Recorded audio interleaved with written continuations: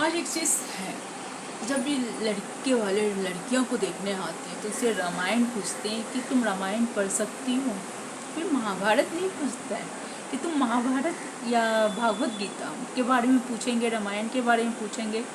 महाभारत तो ऐसी हो जाती है, उन्हें भी पता है। एक सवाल कभी अपने आप से करिए, यदि किसी लड़की ने आपसे ये पूछ लिया कि रामायण तो लड़की पढ़ना जानती है, लेकिन क्या आप कौशल्या और माता की तरह हैं?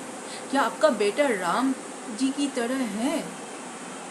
ये जरूर अपने आप से सवाल करिएगा कि आप लड़की को अपनी बहू बनाना चाहती हैं। किसी भी लड़की को उसे में सीता देखना चाहती है। आपको सीता जैसी बहू चाहिए, तो आपका बेटा क्या राम जैसा है? क्या आपका बेटा और क्या आप खुद एक कौशल्या जैसी सास हैं? ये सवाल अपने आप से करिए, आपको जवाब खुद मिलेगा। रामायण में आज भी सीता के संग किसी भी सास ने गलत नहीं किया और ना ही वो उन दोनों के बीच में आए। जो डिसीजन लिया राम जी ने लिया, उनको वनवास से आने के बाद जंगल में छोड़ा, आश्रम में, लेकिन इनके बीच में उनकी माता जी ने ही राम जी को बोला। आज भी रामायण में ये साक्ष्य है।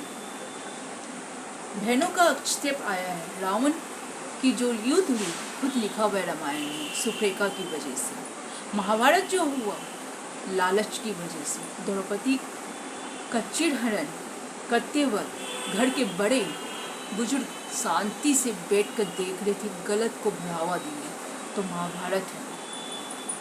तो आज भी कोर्ट केस जो हो रहा है और होता आएगा, वो घर के बड़ों की वजह से आएगा। भले दोषी आप लड़के और लड़कियों की दीजिए कि वो सुनते नहीं हैं, तो बहुत गलत धारणा है। तो इसलिए एक बार अपने आप में ही देख लीजिएगा कि घर के बड़े क्या रोल अदा करते हैं, चाहे वो लड़की वाले हो या लड़के वाले। और लड़के वाले घर की लड़कियों की दूसरे पराये घर में आने वाली लड़कियों को एक नौकरानी समझ बैठते हैं। यदि आपको नौकरानी ही चाहिए तो आप 10,000 में किसी सर्वेंट को रख सकते हैं। बहुत अच्छा एक एडवाइस है हर घर, उस घर के लिए जो बहू को बहू नहीं नौकरानी समझती, क्योंकि एक लड़की वो अपना घर समझ कर काम करती है। यदि उसे वहाँ रिस्पेक्ट नहीं मिलती और उसे यही बोला जाता है तू बहू है, तेरे को ही करना है, तो बहुत गलत बात है। इसलिए हो सके तो एक चीज़ ध्यान रखिएगा कि अपने रिश्ते में आपने कौन सा रोल अदा किया, कहाँ गलती की। आप झूठ हमसे कह सकते हैं, सोसाइटी से, रिलेटिव से बोल सकते हैं, कोर्ट में बोल सकते हैं, या ऊपर वाले से बोल सकते हैं। आज भी भगवान को जो लोग मानते हैं, जिनकी पूजा करते हैं, तो अपने डर से करते हैं, अपने लालच से करते हैं। 50% लोग डर से करते हैं और 50% में से 50% डर से करते हैं और 100 में से 95% लोग लालच से करते हैं कि भगवान जी मेरी ये सुन लीजिए, ये मुराद पूरी कर लीजिए। जब तक शादी नहीं होती है तो वो अपने कुल देवी देवताओं की मन्नत मांगते हैं कि मेरी बेटे की या बेटियों की शादी हो जाए तो मैं आपकी शादी के बाद ये चढ़ावा करूँगी, ये दर्शन करूँगी। ये करते हैं और जब शादी हो जाए तो उसी घर की आई हुई लक्ष्मी का अपमान करना और उसको रिश्ते को तोड़ने की बात बोलते हैं। नई शादी में जिस लड़की को कुछ पता नहीं, पहली शादी जिसने की हो, वो आते आते आपके घर में खराब हो जाती है और उसकी फैमिली भी खराब हो जाती है। कोर्ट में 10 साल लग जाते हैं फाइनल ऑर्डर तक पहुंचने में और समझने में, लेकिन शादी के बाद ही लड़की वाले खराब हो जाते हैं। तो आज खुद अपने आप से पूछिए कि आप लड़कियों से तो रामायण और भागवत गीता पूछ लेती हैं, जिस रामायण को पूछ रही हैं क्या आप उस रामायण की किरदार में, रामायण में क्या जैसी कौशल्या माता है और क्या कैकेयी जैसी माँ है, उन्होंने तो राम जी को वनवास दिया था गद्दी के लालच में, प्रॉपर्टी। लेकिन सीता जी को तो उन्होंने कुछ नहीं बोला ऐसा सास। आज उसी रामायण को आप फिर से पढ़िए और यह मत भूलिए कि आप भी एक बहू थी और आज सास बनी, क्योंकि सास भी कभी बहू थी। और जब बहू सास बन जाती है तो वो खुद भूल जाती है कि 40 साल पहले 30 साल पहले वो क्या थी और आज क्या है। मर्जी आपकी। नमस्ते। जब आपने डाइवोर्स केस फाइल किया तो इसका मतलब आपको डाइवोर्स चाहिए। आपने बिना बात किए अपनी वाइफ से और उनके घर वालों से आपने केस फाइल किया, और जब आपने डाइवोर्स केस फाइल किया 10 साल से आप केस लड़ रहे हैं और आपकी वाइफ आपको केस देने के लिए रेडी है, तो आप म्यूचुअल में भी डाइवोर्स ले सकते हैं। फिर ये ट्रैवलिंग, एडवोकेट फीस और केस फाइट करने का मतलब क्या है? क्योंकि इसमें तो कोई सज़ा नहीं होती है, इसमें तो सिर्फ एक ही चीज़ होती है कि भाई डाइवोर्स गारंटेड और डाइवोर्स नॉट गारंटेड, और इसमें एलिमनी डिसाइड होती है मेंटेनेंस। तो आपके पास जब आप वाइफ का सब कुछ सामान है, भले आप कोर्ट में झूठ बोलिए, 2 आदमी की सच्चाई सिर्फ वो 2 आदमी जानते हैं, तीसरा नहीं जानते हैं। तीसरा जो सुनेगा वही बोलेगा। तो आप डाइवोर्स म्यूचुअल में लेकर ख़त्म करना ही सबसे बड़ी समझदारी होती है। इसके बीच में ना तो एडवोकेट का कोई काम है और ना तो किसी थर्ड पर्सन का। यदि आप और डाइवोर्स नहीं दे रहे, उसे लटका रखें, तो आप अपने रिलेशनशिप कहीं बना रहे हैं, चाहे वो लड़की हो या लड़का।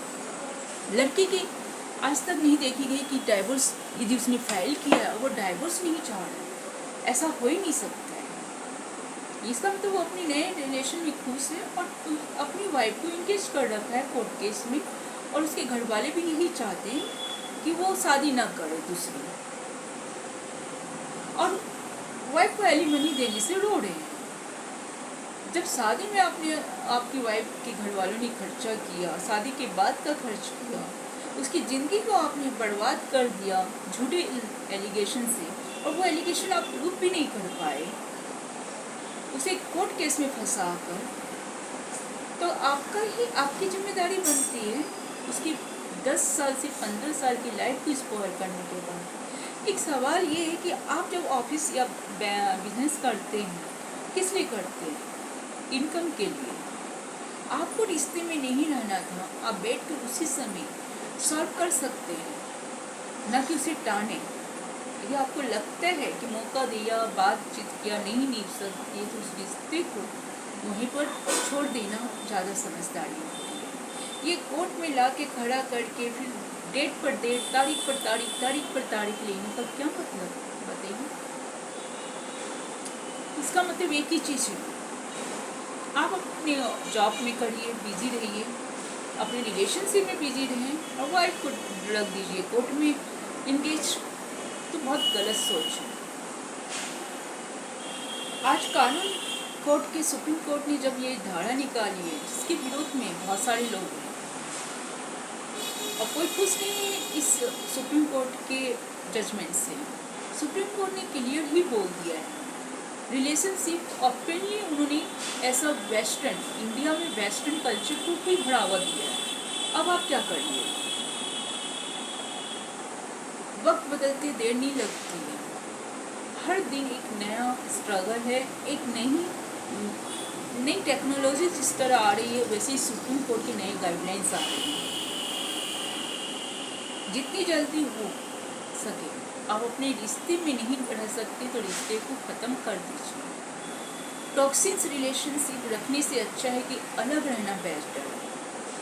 जो हस्बैंड अपनी वाइफ की रिस्पेक्ट नहीं कर सकता है और जब रक्षक होकर रक्षक बन जाए, ऐसे रिश्ते में रहना नहीं चाहिए किसी भी लड़की को जिसके पास थोड़ी सी भी सेल्फ रिस्पेक्ट है। रिश्ते समझौते, एडजस्टमेंट्स, रिस्पेक्ट, प्यार के साथ निभाए जाते हैं। रिश्ते किसी को डरा के, धमका कर, उसकी खुशियों की, उसकी आज़ादियों को रोक कर नहीं लगाया जाता। शादी का मतलब ये नहीं है कि आपने उस लड़की से जीने का हक छीन लिया है। शादी का मतलब ये नहीं हुआ कि आपके बहन भाई, आपके माँ बाप लड़की को कुछ भी सुना दे, कभी भी गाली दे दे, और कभी भी भला बुरा कर बोल दें। और हस्बैंड पति होने का भगवान नहीं है, वो भी इंसान है और हस्बैंड है। इसका मतलब ये नहीं कि आप जब चाहो अपनी वाइफ को दूसरों के सामने जलील करें, अपनी बहन भाई के सामने उसकी डिसरिस्पेक्ट करें, उसकी फीलिंग्स की कोई कदर नहीं करें। हस्बैंड है, हस्बैंड की तरह ही रहेगा। और वाइफ को भी उसी तरह लागू होता है जिस तरह हस्बैंड पर लागू होता है। यदि गाड़ी के 4 पहिए आपके एक पहिया भी खराब हो जाए, गाड़ी नहीं चल सकती। 4 व्हीलर हो या 2 व्हीलर, यदि गाड़ी 2 व्हीलर के 2 पहियों में से एक पहिया भी खराब हो तो आपकी वो गाड़ी नहीं चल सकती। 2 इंसान में से कोई एक इंसान 100% गलत होता है और 100% एक इंसान सही होता है। और एक लड़की जो अपना सब कुछ छोड़ के एक रिश्ते में आती है तो सिर्फ एक लड़के की बदौलत आती है। उस लड़के की जिम्मेदारी सबसे ज़्यादा उस लड़की की पड़ती होती है जिसने अपना सब कुछ छोड़ के सिर्फ उस रिश्ते को निभाने के लिए आई। सबसे फर्स्ट प्रायोरिटी हस्बैंड की वाइफ की होती है और वाइफ सिर्फ हस्बैंड को ही बोलने का हक रखती है अकॉर्डिंग टू द लॉ। और सोसाइटी के अकॉर्डिंग भी आज भी घर में यदि किसी भी वाइफ को बहू को कुछ चाहिए होता है तो लोग यही बोलते हैं अपने हस्बैंड को बोलो। उसका हस्बैंड उसके लिए एक दोस्त है, उसका हस्बैंड उसके लिए एक सबसे बड़ा दोस्त है। शादी के बाद एक लड़की के लिए उसका हस्बैंड ही है सब कुछ। इसलिए इस चीज़ की कदर कर जितनी जल्दी आप लोग करें उतना अच्छा है। और एक लड़के के लिए भी शादी के बाद उसकी वाइफ ही सब कुछ मायने रखती है और फिर माँ बाप, क्योंकि लड़के के लिए फेस करना आसान नहीं होता, क्योंकि जितनी जिम्मेदारी उसकी माँ की है उसके ऊपर उतनी ही वाइफ। लेकिन माँ के पास और एक ऑप्शन होते हैं, यदि उनके और 2 या 3 बेटे होते हैं तो वो थोड़ी सी कम हो जाती है माँ को। लेकिन फिर भी माँ की जिम्मेदारी हर बेटों की होती है। और सबसे बड़ी बात ये होती है कि माँ को भी, सास को भी यही चाहिए कि बेटे और बहू की लाइफ में इंटरफेयर नहीं करें, क्योंकि उनके इंटरफेयर करने से लाइफ स्पॉइल भी होता है। क्योंकि वो शादी तो कर देती है अपने बेटों को, लेकिन इनसिक्योर हो जाती है, इतनी इनसिक्योर हो जाती है वो कि उनको लगता है उनका बेटा उनके हाथ से गया और बीवी का गुलाम बन गया। ये जो 40 साल पुराने की सोच आज भी बहुत सारे घरों में है, इसलिए इस सोच को बदलिए।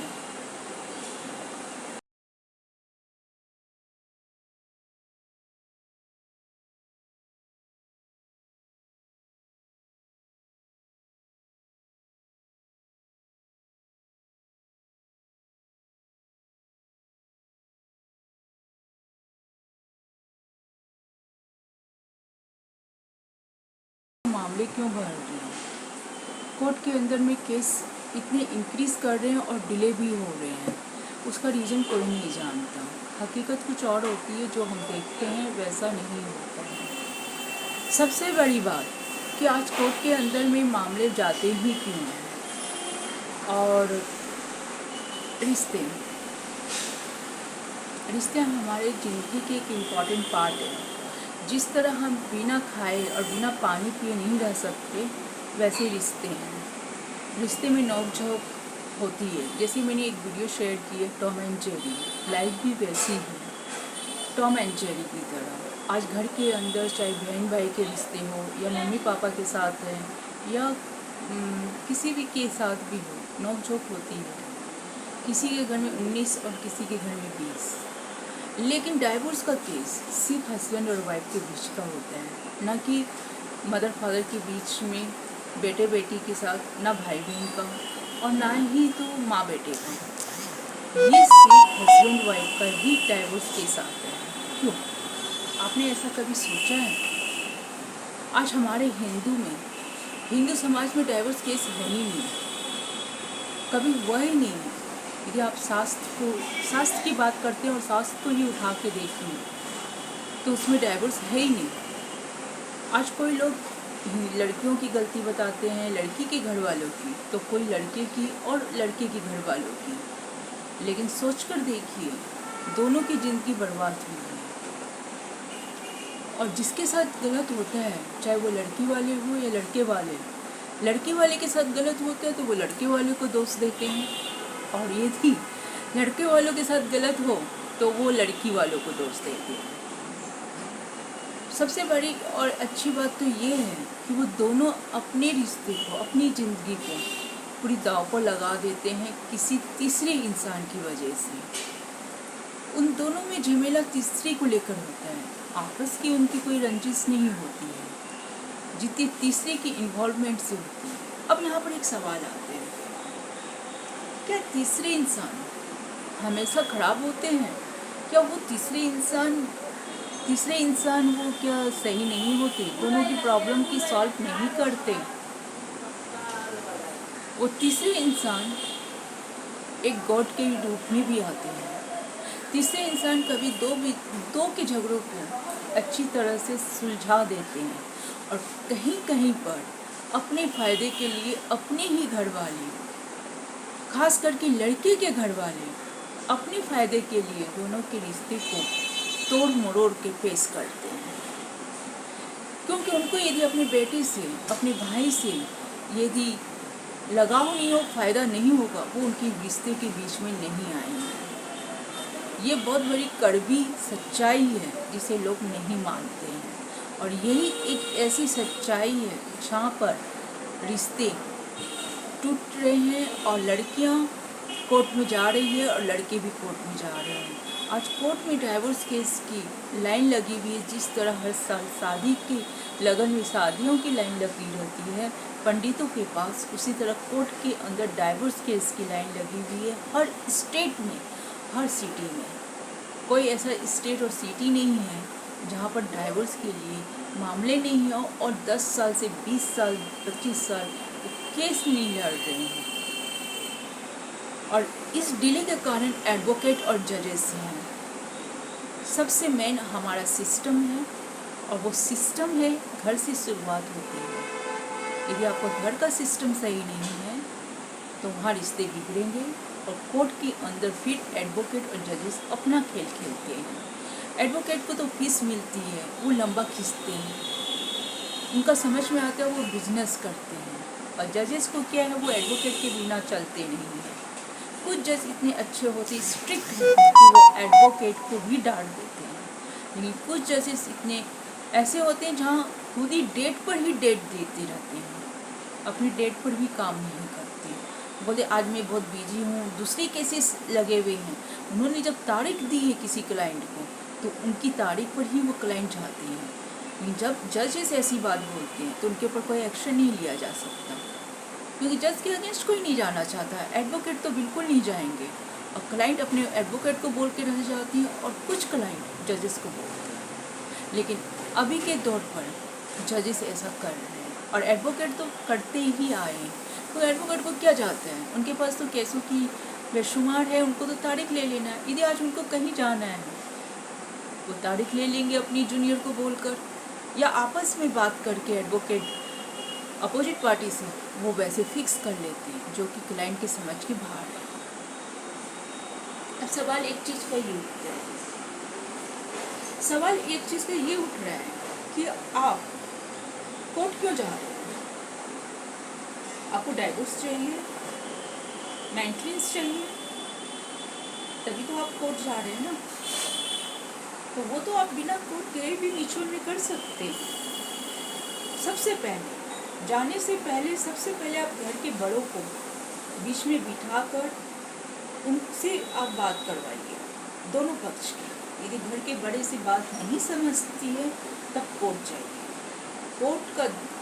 कोर्ट को अंतिम में लास्ट ऑप्शन को अपनाइए, लेकिन जो लास्ट ऑप्शन को ही फर्स्ट ऑप्शन अपना लेते हैं उस अपनी ज़िंदगी के साथ साथ किसी और की ज़िंदगी को भी बर्बाद कर देते हैं। आज ये वीडियो देने के पीछे मोटिव मेरा ये है कि 11 साल से देखते हुए आ रही हूँ कोर्ट को, एडवोकेट, जजेस। आज ये मुझे सिलसिला कि मैं 11 साल पहले भी मैं कोर्ट के अगेंस्ट हूँ, मेरे हस्बैंड ने कोर्ट केस फाइल किया, जबकि फैमिली मीटिंग थी। उस फैमिली मीटिंग में वो आराम से बोल सकते थे कि मुझे डाइवोर्स चाहिए, मैं इसके साथ नहीं रह सकता हूँ, तो उसी वक्त डाइवोर्स केस हो सकता है। क्योंकि आज के दिन में या पिछले 10 से 12 साल के अंदर कोई भी माँ बाप अपने बच्चों की शादी ज़बरदस्ती नहीं करते। ये 40 साल 35 साल पहले होता था ऐसा कि माँ बाप अपने बच्चों की शादी को ज़बरदस्ती या समझा बुझा कर करवा देते थे। आज भी ऐसा होता होगा 25%, लेकिन आज आपके साथ क्या बीता है ये सिर्फ आप जानते हैं, कोई और नहीं। कोई और मन घड़त कहानियाँ बना सकता है। एग्जाम्पल के तौर पर आज आपकी 5 उंगली है, क्या 5 उंगलियाँ बराबर है आपकी हाथ की? जब आपके हाथ की 5 उंगलियाँ बराबर नहीं हैं, तो ये आप कैसे इमेजिन कर सकते हैं कि जो आपके घर में आपके साथ बीता है वही चीज़ सेम उस लड़के के घर में उस लड़की ने उसके साथ किया या उस लड़की के साथ उस लड़के ने किया।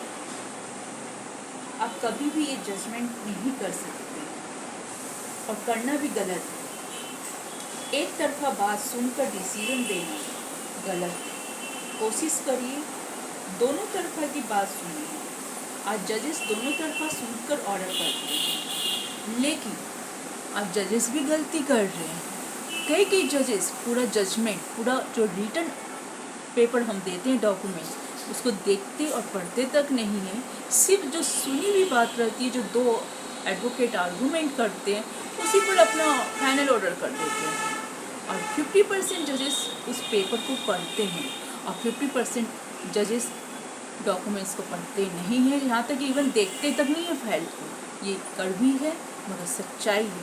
आज ये सच्चाई मैं अपनी एक्सपीरियंस और अपने ही 11 साल के कोर्ट केस को देखते हुए बता रही हूँ। आज ये वीडियो मैंने जो जाहिर किया है कि आप कोर्ट जाने से अच्छा है कि आप अपने फैसले घर में 4 दीवारी के अंदर लीजिए, तो पब्लिक सिटी भी नहीं होगी, दोनों की इज्जत बची हुई रहेगी।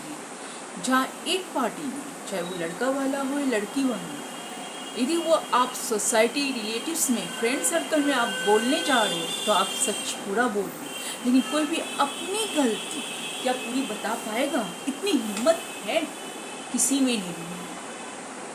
100% में सिर्फ 5% ऐसे लोग होते हैं, चाहे वो लड़के वाले हो या लड़की वाले, वो सच बोल पाते हैं, क्योंकि उन्होंने गलत नहीं किया इसलिए वो छाती ठोक कर बोल सकते हैं। लेकिन जिसने गलत किया है वो आँख पर आँख नजरें मिलाकर बात नहीं कर सकते और फिर वो अपनी इज्जत खोजते हैं। ऐसे लोग सोसाइटी में रिश्ते के नाम पर कलंक है, जो रिश्ते के नाम पर किसी की जिंदगी को बर्बाद करते हैं सिर्फ पैसों के लिए।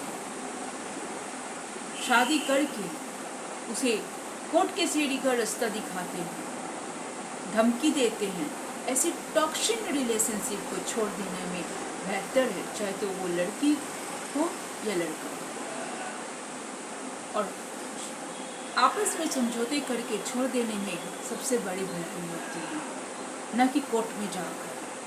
क्योंकि यदि आपको डाइवोर्स चाहिए तो आप म्यूचुअल में डाइवोर्स ले सकते हैं। यदि वो म्यूचुअल में डाइवोर्स नहीं दे रहा है तब आप कोर्ट चलिए। ये कोर्ट जाने से बस आप ये मान के चलिए कि आपकी स्ट्रगल दोनों को है। एडवोकेट की फीस, ट्रैवलिंग फेयर और फिर डॉक्यूमेंट्स में आपको नकल लगाने हैं, कभी तलवाना पटाना है तो कभी आपको सर्टिफाइड कॉपी चाहिए, तो ये सब सिलसिले चलते रहेंगे और एक केस से मल्टीपल केस स्टार्ट हो जाते हैं। तो यदि आप कोर्ट केस से बचना चाहते हैं, टेक एक्शन, कॉल मी और आप बच सकते हैं। दोनों पार्टी अपनी कोर्ट केस और कोर्ट के झमेलों से बच सकते हैं, क्योंकि कोर्ट के अंदर में कभी भी आपको जस्टिस 100% नहीं मिल सकता। वहाँ पर इतने डिले होंगे कि आपको हैरेसमेंट किया जाता है, और हैरेसमेंट सिर्फ तारीख पर तारीख देने से ही होती है। कई तारीख में आपके जज अवेलेबल नहीं रहेंगे, किसी तारीख में अपोजिट पार्टी का एडवोकेट अवेलेबल नहीं रहेगा, तो किसी डेट पर कोई एक्सपायर कर गया तो वो कॉन्डोलेंस हो जाता है। और किसी डेट पर आप खुद नहीं पहुंच पाते। बस साल पर साल, साल में साल ये बीतते जाएंगे। आप कैरियर बनाने के लिए अपनी लाइफ के 20 से 25 साल एजुकेशन में निकालते हैं और उसके बाद आप कोई जॉब या बिजनेस करते हैं, उसमें 4 साल, 3 से 5 साल आप उसमें इन्वॉल्व रहते हैं। फिर आप शादी करते हैं, सेटलमेंट होते हैं। फिर ऐसी शादी का क्या फ़ायदा यदि हम शादी करके हमें कोर्ट जाना है। अपनी शादी में चाहे लड़की वाले अपनी बेटी पर शादी में खर्च करते हैं और फिर कोर्ट कचहरी में ट्रैवलिंग में एक्सपेंसेस करते हैं और उसे जो भी कुछ दिया रहता है गोल्ड वगैरह, तो लड़के वाले ने कह देते ये पीतल के हैं, ये तो असली गोल्ड ही नहीं है। बिना प्रूफ किए सारे बिल को देखने के बावजूद भी यदि कोई हस्बैंड इस तरह बेइज्जत करता है अपनी वाइफ, चाहे वो मजाक में बोले या सीरियस बोले, और किसी के सामने जब कोई बोला जाता है तो ये मजाक नहीं होता। रिश्ते बहुत नाजुक होते हैं, क्या बात कब बोलनी है। और एक एजुकेटेड हस्बैंड हो या उसकी फैमिली हो, वह ऐसी हरकत यदि किसी भी लड़की के साथ करते हैं और यह लड़की अपने हस्बैंड का मजाक उड़ाती है, तो रिश्ते में खटास और दूरियां पैदा होती हैं और वो भी समझौते के लायक नहीं रहती हैं। ऐसी गलतियां आप ना करें। और आपको यदि अपने रिश्ते को नहीं बचाना है, डाइवोर्स चाहिए, एक्स्ट्रा अफेयर आप रखते हैं, क्योंकि लड़कियां मैक्सिमम घर में रहती हैं, वो फ़ोन ज़्यादा से ज़्यादा बात कर लेंगी, चाहे वो अपने पेरेंट्स से करे, चाहे वो कुछ फ्रेंड्स से करे, लेकिन फ़ोन में रहती हैं। या घर का काम कर ले, या घर के अंदर में किटी पार्टी कर ले, ये सब लड़कियां करती है, जिसमें कोई गलत नहीं है। और आज़ादी है, कोई गुलामी नहीं है कि आप वो अपनी मर्जी से खा ना सके, जी ना सके, किसी से बात ना कर सके। और हस्बैंड मैक्सिमम बाहर रहते हैं, उनके पास हज़ारों तरह के ऑप्शंस रहते हैं। ऑप्शन में कुछ कहने का मतलब एक है, और वो मिलते हैं हज़ारों लड़कियों से। आज वो बात करते सिर्फ लड़कियों से नहीं, कोई गलत नहीं है, मिलते हैं, बातचीत करते हैं, देखते हैं, वो कंपेयर करते हैं अपनी वाइफ का उसके साथ, वो गलत है। और फिर ये रिश्ते की खटास शुरू होती है। और जो हस्बैंड अपनी वाइफ का कंपेयर बाहर की लड़कियों से करना स्टार्ट कर दे, उसकी बॉडी हेल्थ को लेकर या उसकी एजुकेशन को लेकर, उसकी एज को लेकर, तो समझ जाइए कि आपके रिश्ते की शुरुआत हो चुकी है, एंडिंग में आने वाली है। और जो लड़कियां मौका देने के बाद भी लड़के नहीं सुधरते हैं, उन्हें ऐसे रिश्तों को छोड़ देना चाहिए। जो हस्बैंड रक्षक हैं और वही भक्षक बन जाए, तो ऐसे रिश्ते होकर भी नहीं के बराबर है। और रहा सवाल एलिमनी या पैसों का, उसमें लड़के वाले सबसे बड़ी गलती क्या करते हैं। आज मैं सब लड़कों के बारे में नहीं बोलूँगी 2025 में, क्योंकि कुछ लड़के को मैंने देखा है कि वो अपनी पत्नियों से छुटकारा पाने के लिए उन्हें उनकी मुंह मांगी कीमत दे देते हैं, जितने उनके फादर ने भी एक्सपेंस नहीं किया। और शादी में एक्सपेंसेस करना अपनी मर्जी से है, इससे कोई लेना देना नहीं है एलिमनी का। लेकिन जिस लड़की की ज़िंदगी आपने जानबूझकर बर्बाद की, इंटेंशनली की है, आपकी जिम्मेदारी बनती है। और आज की लड़की आपसे पैसे नहीं मांगती, आपने उसकी ज़िंदगी के 15 साल बर्बाद कर दिए। जो एजुकेशन और लाइफ को आपने सुधारने में 25 साल दिए, और उसकी ज़िंदगी को बर्बाद, उसे मेंटल टॉर्चर करके, उसे हरेसमेंट करके आपने उसकी ज़िंदगी के कोर्ट में ला के खड़ा कर दिया। और उससे आप फिर एलिमनी और उसकी ही प्रॉपर्टी को देने में आप रो रहे हो, तो क्यों? आज उसका गोल्ड एक प्रॉपर्टी है। हर लड़की के स्त्री धन में उसकी आज उसकी मायके से जो उसे मिलता है और जो ससुराल वाले डालते हैं और मुँह दिखाए, ये सिर्फ और सिर्फ एक लड़की की राइट्स है और लड़की के अलावा किसी का हक नहीं है। इसलिए उसे रखना और अपने पास और झूठ बोलना, वो लड़ते हैं। इसीलिए आज जिस तरह यदि वो जेन्युइन है, जो जेन्युइन हस्बैंड रहते हैं, वो कभी भी ये सब टॉक्सिक हरकत नहीं करते। जो रिस्पेक्टफुल जानते हैं कि एक लेडीज़ की रिस्पेक्ट करनी है, वो ये सब हरकत नहीं करते हैं। टोन देना, उन्हें नीचा दिखाना, धमकी देना, डराना, ये सब काम नहीं करते हैं। अच्छे लड़के और उनके घर वाले ये सब हरकत नहीं करते हैं, और ना लड़कियां ऐसी हरकत करती हैं कि उन्हें कोर्ट की धमकी देना। जो अच्छे घर से बिलोंग करते हैं, फैमिली से बिलोंग करते हैं और फैमिली के मायने जानते हैं, और जो खुद जॉइंट फैमिली में रह करते हैं, वैसी लड़कियां कभी गलत नहीं करती हैं। जो न्यूक्लियर रहती है, जो इसने सिर्फ फ्रेंड सर्कल्स के साथ घूमना खाना ये देखा है, वैसी लड़कियां ही कुछ करती है ऐसा गलत काम, और मिसयूज़ अपने राइट्स का करती है, जिससे लड़कों वालों को भुगतना पड़ता है। लेकिन उस लड़की ने ऐसा क्यों किया, कभी आपने ऐसा नहीं सोचा? आपकी बातों ने उसे कहाँ मजबूर किया ये स्टेप लेने के? आप ये जरूर सोचिएगा। और अपनी शादीशुदा ज़िंदगी में अपनी शादीशुदा सिस्टर को कभी इन्वॉल्व होने मत दीजिए, नहीं तो आपकी कहीं पर आपकी ज़िंदगी बन भी सकती है और बिगड़ भी सकती है। कोशिश यही करिए कि आप अपनी शादीशुदा ज़िंदगी के अंदर अपनी ही लाइफ को खुद सेट करें। और सबसे बड़ी अच्छी तो बात, अभी आप टॉम एंड जेरी को देखिए, वो बचपन वाली चीज़ें को फिर से लेकर आइए लाइफ में।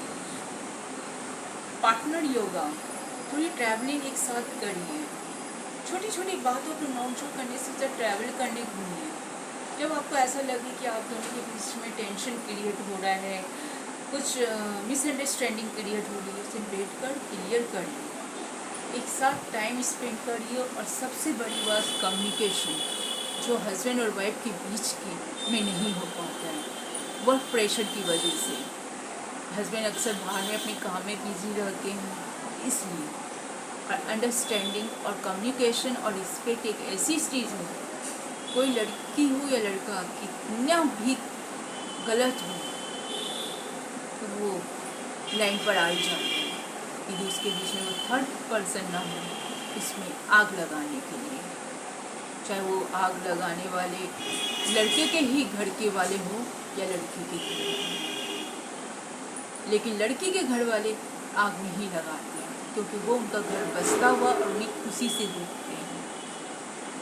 हाँ, कुछ घरों के अंदर में ऐसी चीज़ें ज़रूर होती है कि जहाँ लड़कियाँ जॉब करती है या अच्छा इनकम कर रही है, तो देखती है कि मेरे ही लिए करें। उनका सपोर्ट जो उनके माँ बाप का होता है लड़कियों को, वो चीज़ उनके रिश्ते को तोड़ता है। तो इसलिए आप अपने रिश्ते की समझदारी सिर्फ आप दो के पास है सॉल्यूशन, किसी तीसरे के पास नहीं है। आप दो की जिम्मेदारी बनती है कि अपने रिश्ते को कैसे रखना है, निभाना है, किसी तीसरे की नहीं। और कोशिश यही करिए, आप कोर्ट जाने से बचिए, जहाँ तक कोशिश हो अपनी कोर्ट जाने से बचिए, क्योंकि कोर्ट में जाने से आपका कोई सॉल्यूशन नहीं है। आपके टाइम के साथ साथ आपके पैसे और हैरेसमेंट और टेंशन, ये सारी चीज़ स्टार्ट हो जाती है। फिर आपकी मेडिकल लाइफ भी स्टार्ट हो जाएगी। धीरे धीरे आप अपने केयर करना भूल जाओगे, खाना टाइमली नहीं ले पाओगे, उसका असर हेल्थ पर होता है। और यकीन मानिए, जो टाइम आप अपनी वाइफ को देने से रो रहे हैं आज, जो वाइफ को नहीं दे पा रहे हैं, वही आपको कोर्ट केस में ट्रैवलिंग में देना पड़ेगा। तो व्हाई नॉट आप अपनी वो टाइम किसी से स्पेंड करिए अपनी वाइफ के साथ। हाँ, यदि आपने लव मैरिज या करना चाहते हैं, अरेंज मैरिज आपने ज़बरदस्ती कर ली है और उससे छुटकारा पाना चाहते हैं, तो उसका भी सॉल्यूशन यही है कि आप बैठ कर अपनी वाइफ के लिए अरेंजमेंट करें। आपकी जिम्मेदारी ये बनती है यदि आप ऐसा करते हैं तो। और आज के लड़के, एक सवाल है,